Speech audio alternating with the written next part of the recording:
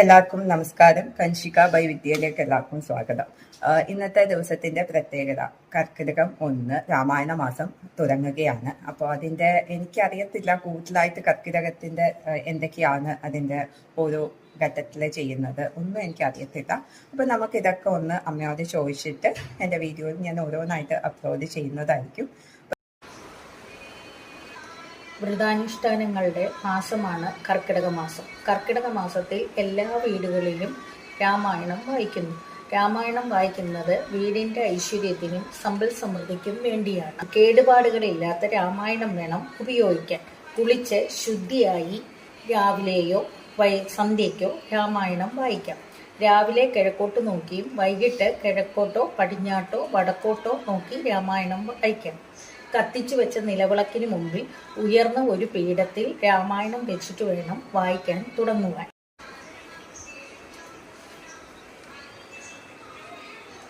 ഓം ഹരി ശ്രീ ഗണപതായേ നമഃ. അവിഘ്ന നമസ്തുതേ. ശ്രീരാമ രാമ രാമ ശ്രീരാമചന്ദ്ര ജയ. ശ്രീരാമ രാമ രാമ ശ്രീരാമഭദ്ര ജയ. ശ്രീരാമ രാമ രാമ സീതാഭിരാമ രാമ. ശ്രീരാമ രാമ രാമ ലോകാഭിരാമ ജയ. എല്ലാവർക്കും അമ്മ പറഞ്ഞത് മനസ്സിലായെന്ന് വിചാരിക്കുന്നു. കർക്കിടക മാസത്തില് രാമായണം വായിക്കുന്നത് നമ്മുടെ കുടുംബത്തിന് ഐശ്വര്യവും സമൃദ്ധിയും ഒക്കെ വന്നു ചേരും എന്നാണ് പറയുന്നത്. പിന്നെന്താ പറയുക, ശുദ്ധമായ രാമായണം ഇല്ലെങ്കിൽ വൃത്തിയുള്ള രാമായണം എന്നുദ്ദേശിക്കുന്നത് കീറിയ രാമായണം ആയിരിക്കില്ലേ, ഇല്ലെങ്കിൽ പേജസ് എല്ലാം ഒരേപോലെ വേണം, ഇല്ലെങ്കിൽ പേജസ് ഒന്നും എന്താ പറയുക അഴുക്ക് പറ്റിയതോ അങ്ങനെയൊന്നും ആയിരിക്കില്ല. അതെല്ലാ കാര്യത്തിലും അങ്ങനെയാണ്. നമ്മൾ ഭഗവാന് കൊടുക്കുന്ന എന്തൊരു കാര്യവും വൃത്തിയും ശുദ്ധിയും ഓടെ കൊടുക്കണം എന്നുള്ളതാണ് ഐതിഹ്യം. അപ്പോൾ അതായിരിക്കും അവർ ഉദ്ദേശിച്ചേക്കുന്നത്. അപ്പോൾ ഏതൊരു എന്താ പറയുക ബുക്കായാലും എന്തായാലും ഭഗവാന്റെ മുമ്പിൽ വെക്കുമ്പോൾ വൃത്തിയായിരിക്കണമല്ലോ അത്.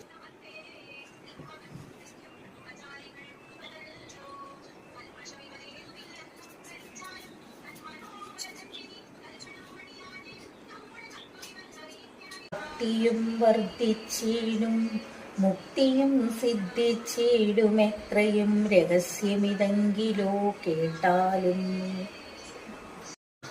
ആദ്യത്തെ ദിവസം ബാലകാണ്ഡത്തിൽ നിന്ന് തുടങ്ങി ഹനുമാന് രാമോപദേശം കൊടുക്കുന്നത് വരെയാണ് ചൊല്ലേണ്ടത്. ഇവിടം മുതൽ എവിടം വരെയാണ് ആദ്യത്തെ ദിവസം വായിക്കേണ്ടത് എന്ന് അമ്മ പറഞ്ഞു. കാരണം ഞാനത് നോക്കിയിട്ട് എനിക്കൊന്നും മനസ്സിലായിട്ടില്ല. അപ്പം അമ്മയോട് ഇതൊക്കെ കഴിഞ്ഞിട്ട് ഐതിഹ്യം എന്താ എന്ന് ചോദിക്കണം. അമ്മ വായിച്ചുകൊണ്ടിരിക്കുകയാണ്. അപ്പോൾ എല്ലാവർക്കും ഈ വീഡിയോ ഇഷ്ടപ്പെട്ടെങ്കിൽ ലൈക്ക് ചെയ്യുക, സബ്സ്ക്രൈബ് ചെയ്യുക. രാമായണ മാസം കർക്കിടകം 1 ഭാഗം ഇവിടെ അവസാനിക്കുന്നു.